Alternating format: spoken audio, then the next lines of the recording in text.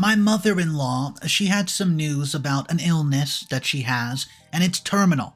Well, she came to us with this giant bucket list of stuff that she wants to do before she leaves this earth. However, some of the things that she's demanding that we help her pay for are absolutely insane. Let me just show you guys what I'm talking about because this situation is out of control. You must have heard that famous old saying that is health is wealth.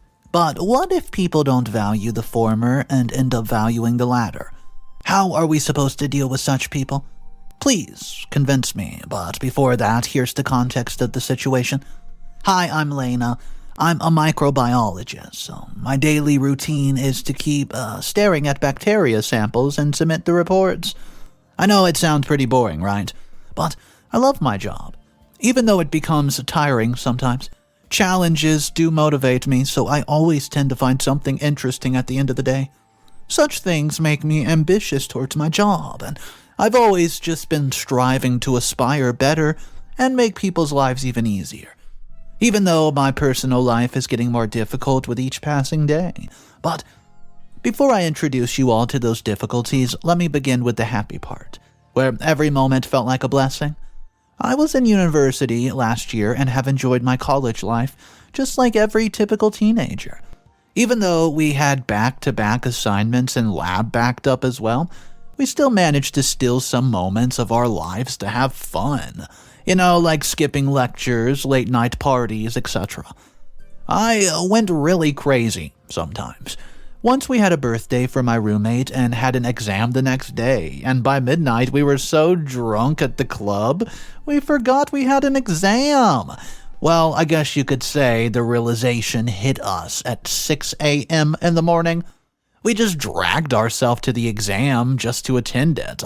Our professor, John, caught us drunk in the corridor that day. He warned us to file a complaint against the principal, but we requested a last chance to just attend the exam.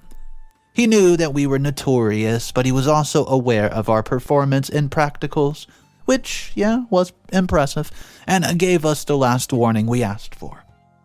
He did lecture us, though, for an hour about our lives. He was a really kind-hearted soul, and even if we skipped his lectures, we sometimes appreciated the knowledge and wisdom that he shared. Well, that day, we started paying attention to him as well. Without realizing it, my friend group had made a great bond with him, and he also used to treat us like his own children. He was a great advisor, a knowledge seeker, an explorer, and most of all, a kind-hearted person. One day he fell sick, and we called an ambulance along with his family members. His wife did not pick up the call, only his son did. He had an asthma attack when he got admitted to the hospital, and his son Leo, which by the way was 27 at the time, came up rushing to meet him, and I could not help but notice the aura he carried. He still did not lose his grace, even in that not great state of mind.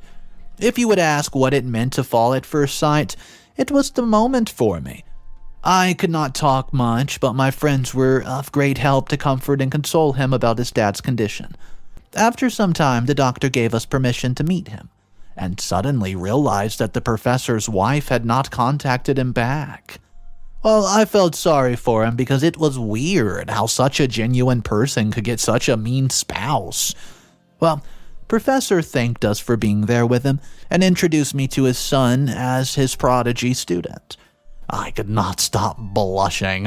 To my surprise, my meeting with Leo did not end there because the professor invited us, the friend group, to his place for a barbecue dinner party as college was going to end soon. It was good luck that the party threw for us before leaving, and that was, after the college prom. Party is the coolest place because all anxieties get squashed with a little bit of alcohol, which brings out the confidence in me outside in front of people, and it helps me a lot to take matters into my own hands. I took the initiative to ask him out. Yeah, I know it's quite unrelatable for girls to do such, but maybe I wasn't thinking, or I just let my intrusive thoughts win. I swear I could have cursed myself for my entire lifetime of embarrassment if he had declined me, but the stars were in my favor, and I've been thanking them because he said yes to me. So, as I left college, Leo and I officially started dating each other. Until then, I had postgraduate degrees and a job. Leo has a few times discussed getting married, but unfortunately I was not ready yet because I lacked time to get into the relationship. I was lucky that Leo was willing and understanding enough not to push me into getting married, but I know that sooner or later I have to meet up with his parents because we still have not told them about our relationship. Talking about his parents, you see, Leo's relation with his father is quite cordial, and talking about his mom, I hardly knew her because he didn't bother to express much about her. Mostly, he just replies that his mom travels a lot, so she's least likely to be home. She's mostly present on festive days, Thanksgiving, Easter, New Year's, Christmas, but there's still one doubt in the back of my head about why Leo's mother did not come at the time the professor had an attack. I don't know, it's weird. I never directly asked Jim about it, though. Well, finally, the day came when we both decided to get married, since everything was going per plan. My job, it was going great, and I searched and finalized an apartment. Leo, he even had enough savings now, and most of the arrangements were done so that we could afford to start our new lives. And the best time that we thought of meeting them was at his dad's retirement party. As Leo and I were already going, I thought of inviting my friends to make the party memorable for him. It would be like a little reunion for me, because we were the only batch, and that too was particularly my group of friends that I had made such a close bond with. When we reached there, it's been so long since we've seen Professor and other teachers who greeted and cheered on the day of his retirement party. He was overwhelmed when he saw Leo and met my friend group as well. He was glad while recalling his best memories with us over scolding, advising, lecturing, and yet his paternal love towards us. Even when regarding him with great respect as well, but at last I saw an elegant old lady greeting us. I realized she was Leo's mom, Clara. Her vibe felt totally opposite of that of his father, cold, distant. Leo greeted her, but his smile seemed kind of forced, and then the moment finally came. The party was over, and I stayed with Leo, helping his mom clean up the mess. While we were together, it was understood that we were more than just friends. So it became easier for us to reveal that, and as expected, Professor John was glad to welcome me into his family, unlike his wife, who was indifferent to Leo's life and big decisions. Even Leo did not expect much from her, and this is how my college teacher has turned out to be my father-in-law.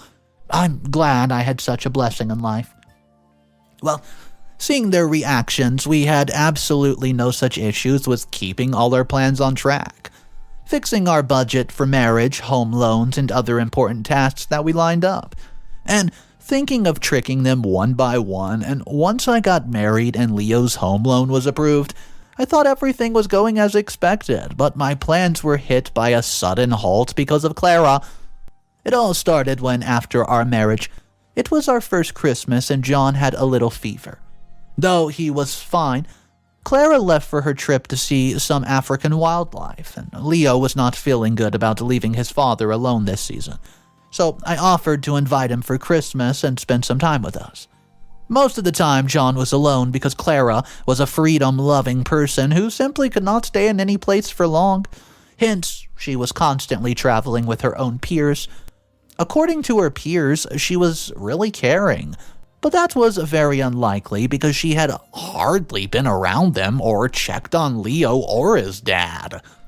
However, I do believe she is not a family-oriented, and it was understood that she never bothered to have another child apart from Leo. Also, even after so many years of marriage, I hardly heard of his wife or how John has a relationship with her. It seemed like only John was holding on to his marriage, which looked like a one-sided relationship. I sometimes wondered how John managed to drag his marriage on for so long. But then, living with him, I soon realized he was delusional, and it was fine as long as such delusions kept people happy and content, because divorcing at such an age would hardly benefit either of them. Being lonely is already depressing. I was happy with my decision as I invited my friend's family and relatives. We had a great time until it was time for him to return home. I didn't want my father-in-law to be left alone on any occasion, so I tried to keep the family together in the absence of Clara until, well, let you guys know about this soon. I'll update. Update number 1. Hey, it's OP again. I'll pick up where I left off last time. Soon after a few days, we got his call back within a week. My father-in-law told us that Clara had returned from the trip and had not eaten anything for 2 days. He sounded really anxious, and we rushed to do the same. Now, after listening to him, and Leo had already set his phone to the speed dial to call an ambulance, in case an emergency was happening that we could not imagine. John was informed by Clara's friend, and told us that Clara's group of friends, a few of them got an infection on one of her trips, including Clara. They were unable to detect the symptoms at early stages, and due to the network and communication issues, that prevented her from getting timely treatment, and one of their friends unfortunately died. So the trip ended, and somehow they returned home, but once she got here, she was visibly depressed and sick. Not coming out of her room, coughing constantly, refusing to eat a thing. His dad was anxious to see her in such ill health and not cooperating, so he asked for our help to reach out. I thought she was cold and distant towards me, but I felt bad after knowing that she treated her own husband the same way as everybody else. But I was glad that we were not so far away, so even if John reached out for help, we were there easily to help him. All the way to the hospital, she was muttering these random words about not wanting to live anymore. And God knows if she has manifested something. That's because she was diagnosed with cancer. Poor John went through the same shock we felt when we got that news. The doctors have only been informed about this recent change because they could not dare tell the patients directly. And seeing Clara already depressed made us wonder if we should tell her this. So we hired a counselor for her to help out with it and reveal the news about cancer to Clara.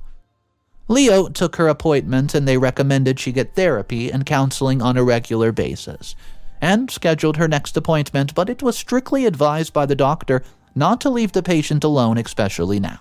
So, also, we were not accurately told at what stage of cancer she has.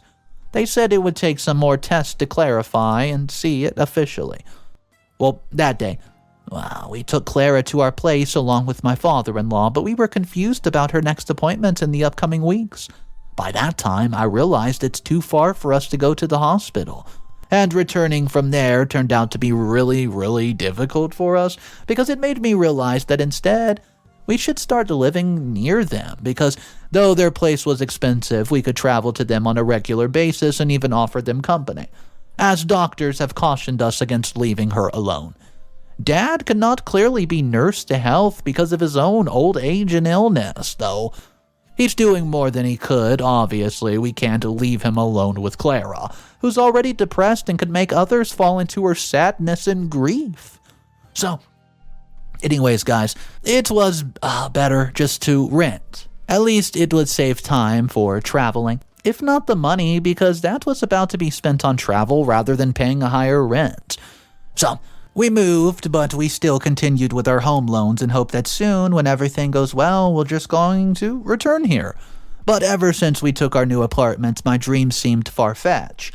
After seeing Clara's condition showing no signs of improving, anyways, she became rude and distant from everyone. But at least I was grateful that I was not expecting at the time, so it was easier to focus on Clara than to think of starting my own family. And finally, Leo got a solution on his mom's birthday. He tried to call all her friends to cheer her up, but her friends gave such a mild reaction when they were informed about her cancer. I could never understand these people. Clara was depressed after losing her friend, and now these so-called friends who referred to Clara as a great person were actually unbothered by her condition, just as she was with her own family. So, during the party, they told us they wanted space and time to spend alone with Clara without us there. But I hated that idea because Leo was the one who had arranged everything, and now they demanded the host leave his own party for the guest? However, after seeing his mom's condition, he did not push on it and left the premises for some time. So, Clara and her friends were together in a room discussing something, and after some time they left our place. And after that moment, things actually changed for the better, because now Clara has become easier to deal with, and she apologized for the moment that she has not shared with us, and said that till she lives, she wants to spend the last time with John, Leo, and me as a complete family. John and Leo were more than happy to see Clara's changed behavior. But you know what? Me, personally, I was very skeptical of her because of what her friends have really discussed with her that changed her intentions in literally a flip of a second. I wanted to know, what if this change were just momentary? Then it would certainly be noticed by the counselor if she was pretending to be like this. Meanwhile, Leo and his father, they tried their best to put up with their smiling faces and hold themselves together. I felt hopeless. Especially my father-in-law, who was such a generous person, was now seeing his own love just die right in front of his eyes. I wanted to make things for him and for Leo better, so guys, please suggest what I could do to make things just a bit better. Update number 2. Hey guys, so I'm back with some pretty shocking news, right? Clara was changed completely, and I could not wait to get her checked in with her counselor.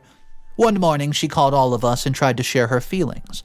She confessed that whenever she saw her friend die on that trip, she realized how short our lives were, and to make the most of it, she had made the mistake of leaving her family aside and choosing her freedom. She also requested that we help fulfill her last wishes, and do them with her to compensate for that. She said that she always had a list of things that she wished to do before dying. I was amazed at how conveniently she mentioned her death, as if her life meant nothing to her, and that was something I simply could not digest. I also could not outright mention it to anybody, because it's personal, and everybody around her dared not even utter the word, not even John. Leo winced at the mere mention of it, and John, trying to hold himself together, was also curious about that list, asking that he never denies her anything. She said that she didn't think that the list was very serious, but now she didn't have much time and did not want to leave it at an incomplete phase. I swear the list was damn crazy. I know I should not judge because it is her last wish, but I can't ignore the fact that we people, who have our entire lives ahead of us, would be left behind to face the repercussions of her last wishes. I mean, how could a person be so inconsiderate towards their own family members? I know, I sound judgmental to you, don't I? But even during the last times, she was at least bothered about how John could live without her and his savings, which he made with his lifetime of hard work. He would be left bankrupt with her list, especially at this age when he's not even physically fit enough to support himself anymore. How could she not think of him even in her last moment when she had dedicated her whole life to her own desires, without bothering about him once? She's a selfish woman, I'll tell you, and I can't tolerate the injustice towards my father-in-law. So, talking about her wish list, right? They were almost impossible for us to fulfill. The first one was the most challenging, and the other two were coming out of the first one, so that was about a fancy cruise trip. The other was that the will's going to be redone under her name, which would go to Leo because Leo was already earning so he could manage without it. Can you believe it? My ears could not believe it. And how are we supposed to do it? John just instantly says yes, and seeing his father's reaction, even Leo agreed, reluctantly. Her wish doesn't make sense. I mean, what it's going to do is take everything from the will and she's going to die. So why is asking for something that would benefit her in the future? I'm sorry, I don't mean to be rude, I'm just stating the facts. So, later, we discussed it at the breakfast table when they both came out. John said that he had a few of his savings, though he had not decided on how he would fulfill her wish. At least he could not deny her right away, as she was already battling some pretty severe depression. He didn't have the heart to say no to her. Leo tried to comfort father that he would try what he could do about it, and he also thought of keeping aside his home loan to fulfill her wish. Amidst this, I was losing my patience and tried to get some sense into her head, but when I entered her room, she was already fast asleep. So, you know what, I thought I would just clean her room up, seeing how much of a mess it was. While picking up her mess, I glanced at the indoor plant and found something lying on its roots. I was shocked to find her medication pills just discarded on it. She was sleeping, looking relaxed, and one by one the dots started to connect themselves. Even after the reports, if she were sick, still, she would have been recommended chemotherapy and tons of medication. Moreover, cancer is no joke. People suffer from weakness, weight loss, and other side effects of the medication. It's something fatal, and I can't believe that she could not think of using that money to save herself. Even if the probability exists, rather she's focused on something else. I was highly doubting her, and therefore she would bargain with our future and our money. I have to talk about it with somebody, and both John and Leo were not in the right state of mind, so I didn't. I didn't expect them to see through it. Also, if it is a really sensitive thing to bring out in them, I thought of contacting my college mate who's appointed as a doctor. Maybe I could share the reports with her. Apart from that, I've shared my concern with her therapist that she seems too comfortable with her condition. Has she truly changed? The next morning, before I could knock on her door to bring her breakfast to bed, I heard her talking to somebody on the phone, but informing me that everything was set. I could only catch a glimpse of the conversation, and I knocked on her door and served her breakfast in bed. She greeted me, and as I saw her chewing on her sandwich and picking up her forks to eat the fruit, something else clicked in my mind. By the time she was having her breakfast, I had reached out to one of my college friends, who's a doctor, and discussed the kind and samples required. As soon as she finished her breakfast, I picked up her utensils, returned to my study, and collected every possible sample I could to send to the doctor for consultation. I know that Leo and his father were already planning to send her on a cruise trip by keeping our home loans and, our future at stake for her last wish. I had to be quick, so I made an appointment as early as possible before they would be hard-warned and get wasted in front of my eyes. Update number 3. Hey guys, so I'm sorry, but things have turned out to be very crazy. Recently, it's just keeping me really occupied. But finally, things turned out better for my dad-in-law, and I'm happy for him that he finally got what he deserved. So here's how it went down. As soon as her next therapy appointment came up, I talked to the therapist. He confirmed my suspicion that she was abnormally calm, even after knowing of her condition, and nobody else could stay so sane. He'd been doubting since her first session, but did not dare discuss it or even disclose it without confirming in the second one. I might sound a bit insensitive, but instead of sounding suspicious to Leo, I tried to implant doubts in his mind and made it sound like, I don't know, I just want to know if there is still hope to save her. With that doubt in mind, it would be easier to convince him that consulting another doctor would help us get some opinions if there's still any chance left to get her treatment. Because we should not obviously give up our hope to save her. After all, saving the expenses on her treatment would be better than just giving up on her.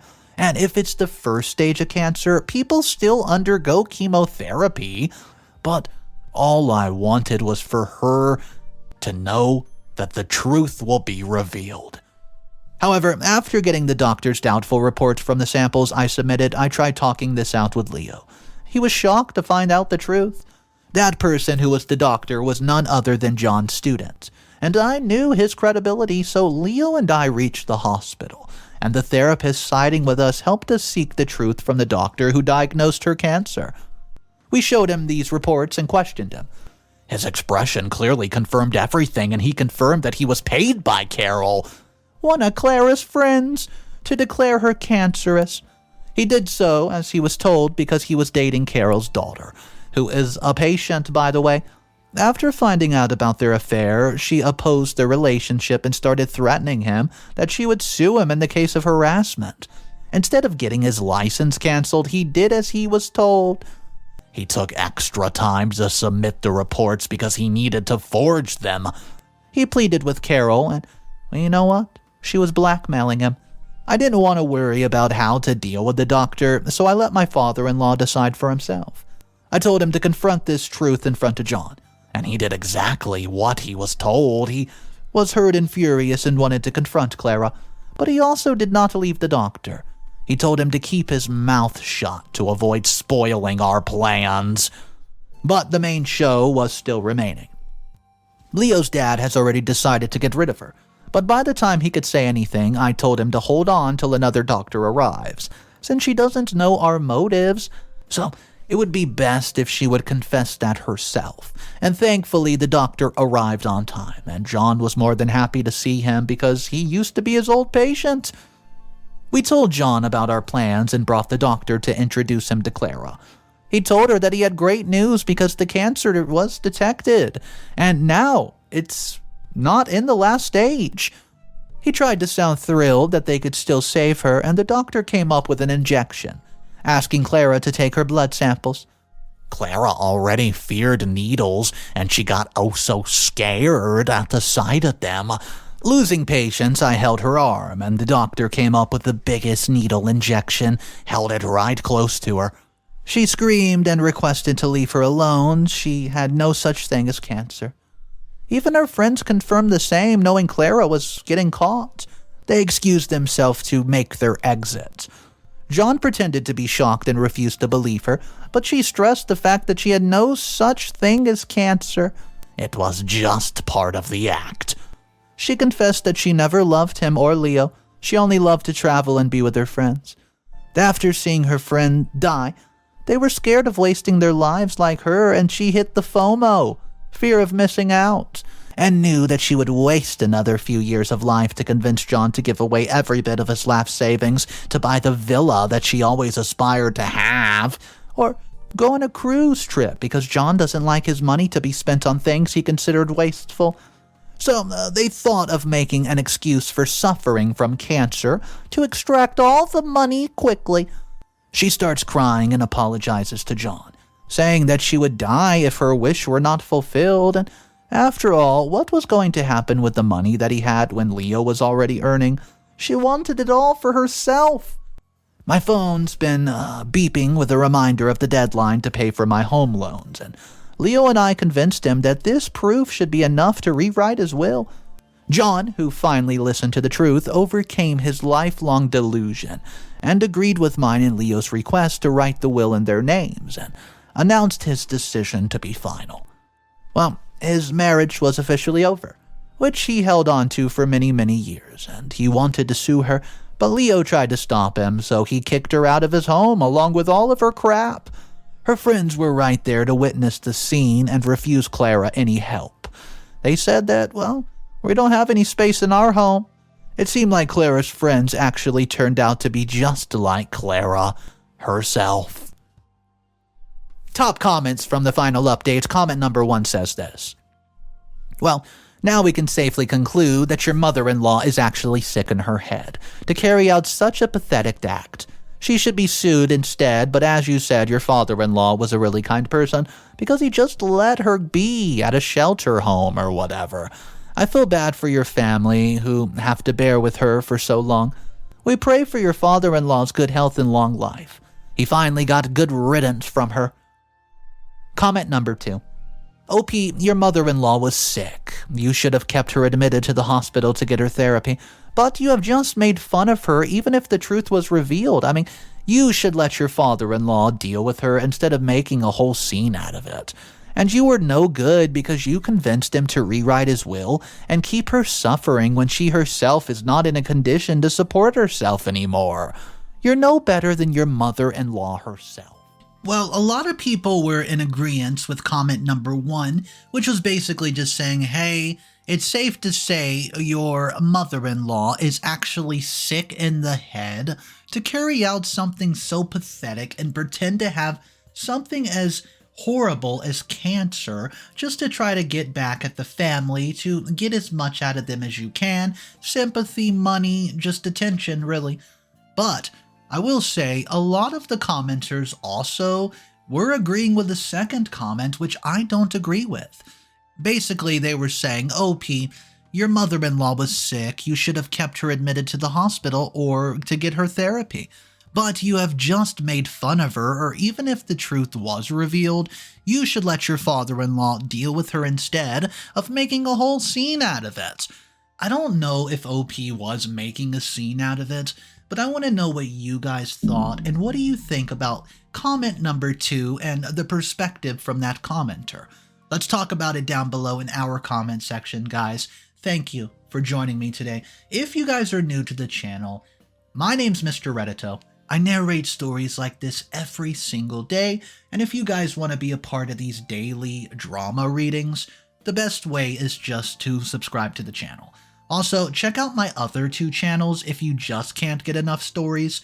We have Mr. Reddito's Revenge and Mr. Reddito Stories, guys. Have a great day. I'll see you tomorrow, and of course remember, it's cool to be kind. See ya.